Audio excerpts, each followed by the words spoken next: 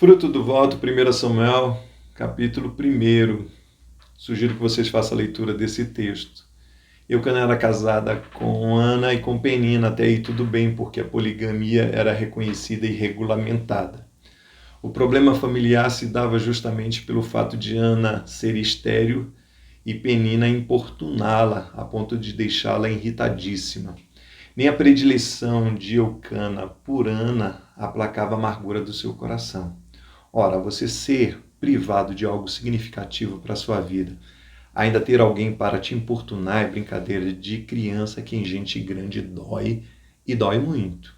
Eu tenho, você não tem, eu posso, você não pode. O fato é que uma vez no ano, a família precisava de ir ao templo para adoração e sacrifício ao Senhor. Eu fico imaginando Penina virando para Ana e falando: Ô Ana, só está faltando os seus filhos para uma verdadeira adoração. Que maldade. Eu não sei porquê da esterilidade nas nossas vidas, mas eu creio que nenhuma esterilidade é por acaso. E aqui eu não estou falando de causa e efeito, mas eu estou falando de uma projeção para o amanhã, para o futuro. E o que eu posso fazer, e o que você pode fazer, é justamente o que Ana fez: se prostrar aos pés do Senhor, chorar abundantemente, orar, clamar e fazer promessas a esse Deus. E Ana fez um voto, que se Deus lhe desse um filho, ela entregaria esse filho a ele, que pode ser traduzido da seguinte forma: abençoado para ser e não para ter. O que me causa alegria justamente na história de Ana é que ela estava mais preocupada em ser abençoada do que ter uma bênção. Às vezes nós queremos ter a bênção, mas nós não queremos ser canal de bênção. Queremos ter a sombra, mas não queremos fazer sombra para alguém. Penina, ela tinha a bênção, mas ela não era canal de bênção. Ela usava os seus filhos justamente para provocar a sua consorte. Ana, quando ela está ali naquele templo chorando ao Senhor, e a amargura dela era tão tremenda a ponto de ser interpretada como uma bêbada, mas era um momento de profunda lucidez espiritual e de profunda adoração. E eu posso ouvi-la dizer: Senhor, eu quero um filho não para mim, mas para ti. Quero não para ostentar, mas para amar. Quero não para afligir, mas para servir. Precisamos muito aprender com a oração de Ana, que é motivada por Deus.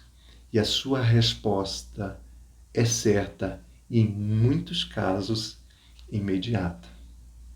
Quando o profeta ele olha para aquela mulher e ele descobre que ali não era embriaguez, mas que era uma adoração profunda, que era uma entrega total, ele vira para aquela mulher e fala o seguinte: vai-te em paz, e o Deus de Israel lhe conceda a petição que lhe fizeste.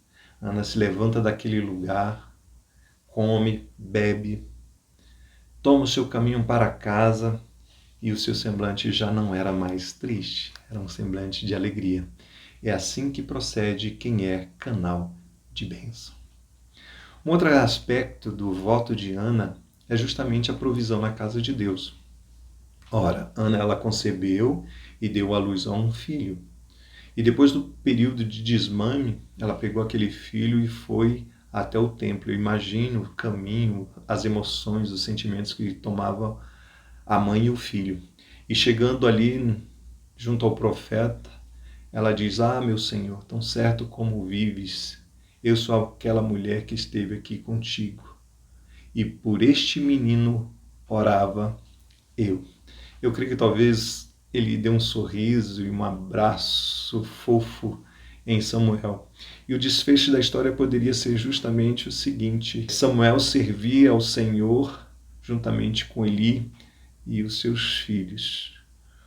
Porém, Samuel, enquanto criança, servia fielmente ao Senhor, fruto dessa história que nós estamos contando, da revolução na esterilidade, do choro abundante, da angústia, mas da resposta de Deus a essa mulher.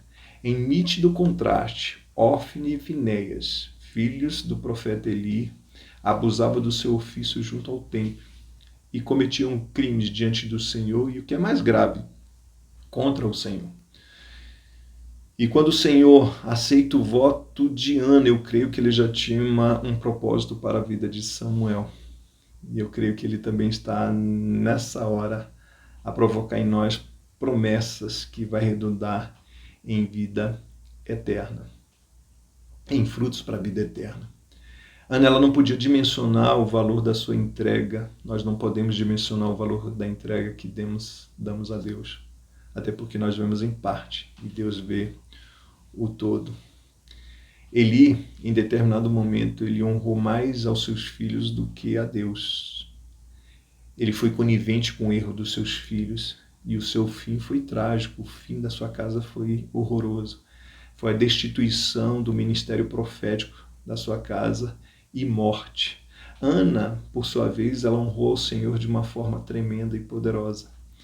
Ela entregou Samuel ao Senhor, mas o Senhor deu 3 filhos e 2 filhas para Ana. Enquanto isso, em Siló, crescia Samuel em estatura em favor do Senhor e dos homens. A apoteose dessa história acontece justamente porque a palavra do Senhor era muito rara e as visões não eram frequentes. E você pode perguntar, ué, mas por que a palavra do Senhor era muito rara e as visões muito frequentes? Essa é a apoteose? Não, calma aí. Mas um dia o Senhor chama Samuel. 1, 2, 3. E ele sem entender nada e sempre se reportando ao seu mestre até que ele orientou a Samuel. E aí na 4ª vez que o Senhor chama a Samuel, ele responde, fala que o teu servo ouve. Eu creio que houve um clarão espiritual naquele lugar. O coração do Senhor se abre para Samuel de uma forma tremenda e poderosa, intensa. E é engraçado porque o capítulo 3, lá no versículo 19, 21 até 21, diz o seguinte, que o Senhor era com Samuel e que nenhuma de suas palavras caíram por terra. E todo Israel, de Dan até Berseba, conhecia que Samuel estava confirmado como profeta do Senhor. E enquanto Samuel viveu em Siló, a palavra do Senhor era proferida pela sua boca. Então nós precisamos aprender muito, aprender com a entrega de Ana, nossas dores, os nossos medos, as nossas ansiedades, a gente depositar aos pés do Senhor, fazer promessa a Ele, cumprir com essas promessas e crer que a resposta é certa. Nós precisamos também aprender com Samuel na fidelidade, no serviço da casa de Deus, na sua obra, no exercício do ministério que Ele tem para mim e para você. Que Deus ele possa me abençoar, que possa te abençoar, que possa nos levar para uma vida abundante e rica. Deus te abençoe, em nome de Jesus. Amém.